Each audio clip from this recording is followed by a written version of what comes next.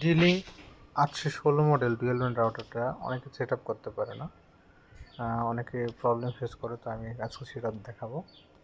D-Link-এর network প্রথমে open থাকে, reset দেওয়ার পরে সেটা কানেক্ট করে নিলাম।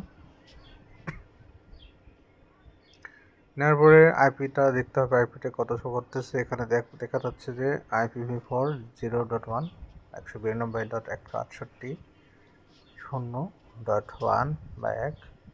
আমি সেটাতে লগ ইন করবো এখন।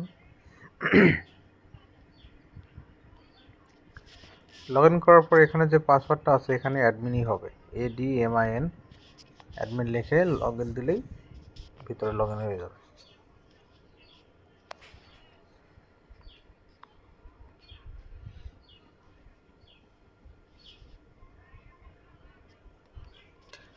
আচ্ছা, এখানে মূল সেট আপ হবে।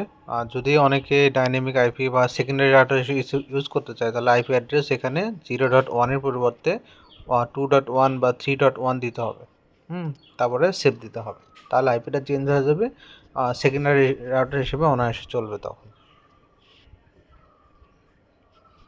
আবার যদি অনেকে ইন্টারনেট কানেকশন অথবা ডাইরেক্ট ইন্টারনেট কানেকশন করতে চায় সেক্ষেত্রে তাদের এই যে ওয়ান সেটিং আছে WAN, এই সেটিংয়ে যাইতে হবে। সেটিংয়ে যাই এখানে অ্যাড করে নিতে হবে নতুন কানেকশন হিসেবে।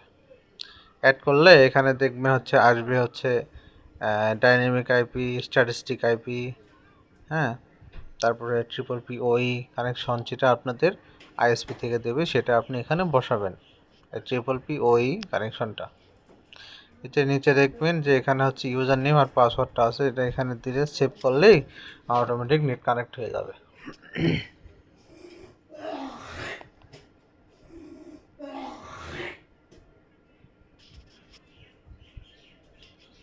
আবার এখানে ওয়্যারলেস 5.8 যেটা আছে, 12 গিগাহার্টজের যেটা, 5 গিগাহার্টজের যেটা সেটা ডিজেবল করা থাকবে, সেটা এখানে এনাবল করে নেবেন। এনাবল করলে 5G সাপোর্ট করবে, 5GHz 5 গিগাহার্টজের নেটওয়ার্কটা সাপোর্ট করে নেবে। ঠিক আছে, ওটা প্রথমে ডিজেবল থাকে, তো ভিতরে গিয়ে এটা অবশ্যই এনাবল করে নিতে হবে।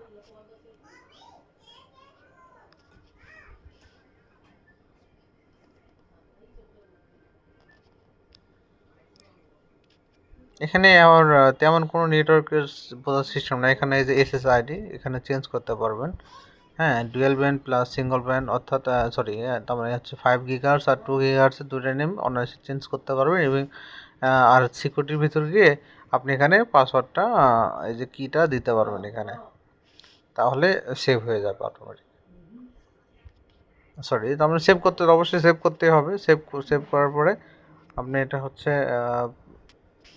লগ আউট হয়ে যাবে, তখন আবার নতুন করে কানেক্ট করে পুনরায় অ্যাডমিনে ঢুকে নেবেন। ঢুকে নিয়ে সেখানে আছে ACL আছে, এটা হচ্ছে আর ম্যাক ফিল্টারিং সিস্টেম।